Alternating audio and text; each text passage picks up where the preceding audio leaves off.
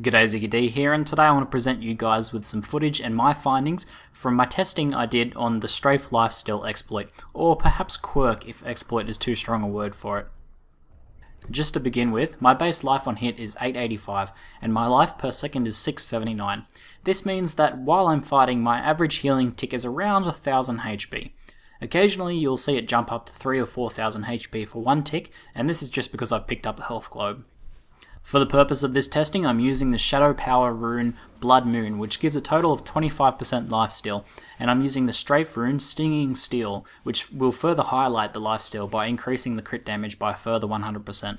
For comparison to my base healing, while strafing under the effects of Blood Moon, you should see my healing ticks range between 8000 and 12000. So, if you're familiar with the Monk Sweeping Wind exploit, then the Strafe one functions similarly, though it's nowhere near as potent. What happens is that when Strafe begins channeling, it takes a snapshot of the current lifesteal stat. As far as I can tell from my testing, no other stats besides lifesteal are snapshotted, but it's actually pretty hard to test other stats because many things will actually interrupt Strafe, causing it to take a new snapshot. What this means is that if Strafe begins channeling during the effects of Shadow Power, it will remember the lifesteal effect until the channel is interrupted, either by you stopping, using another skill, or being hit by certain mob affixes such as Knockback, Jailer, or Vortex. This means that you can continue benefiting from the lifesteal of Shadow Power long after the actual buff wears off.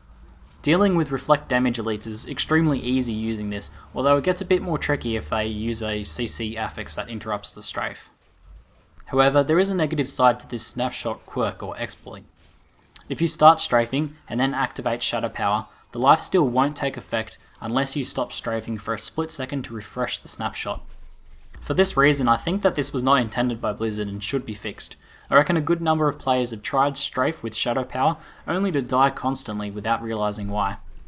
Sure, this exploit can be used to gain an advantage, but requiring players to know an exploit to effectively use a skill is not really good game design. If you're looking to make use of this in the meantime, I recommend using a combination of Vault, Blood Moon, and Strafe, where you use the Vault to interrupt the Strafe channel while dealing damage with Trail of Cinders. I'll actually link to a full explanation of my Cinder Strafe build in the description below. That's it for today, I'm ZiggyD, and thanks for watching.